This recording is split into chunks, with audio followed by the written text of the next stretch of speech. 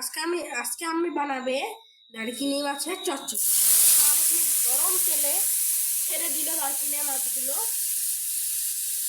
তো ছেড়ে দেওয়ার পরে কিন্তু দেখতে পাচ্ছি বুদবুদ উঠে গেল, আর একটু পানি অ্যাড করলো সাথে।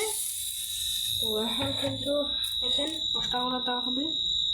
ওই যে দেখেন হলুদের গুঁড়ো, মরিচের গুঁড়ো হাফ চা চামচ, হলুদের গুঁড়ো হাফ চা চামচ, একটু বেশি দিতে পারেন যাতে কালারটা ভালো। আর এই দেখতে পাচ্ছেন লবণ, স্বাদ মতো লবণ। জলপ মাছ সেই তো আপনাদের স্বাদ মতো আপনারা লবণ দিবেন, এটা তো আর পরিমাণ বাতানো যায় না। তো এখন দেখতে পাচ্ছেন রসুন এবং মরিচ দিয়ে দেওয়া হচ্ছে। তো দেখতে পাচ্ছেন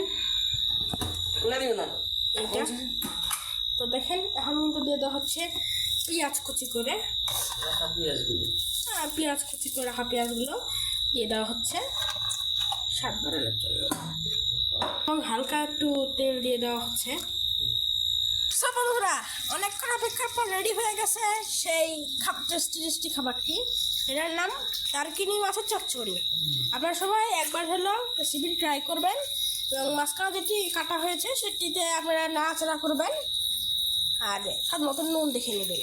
আল্লাহ হাফিজ।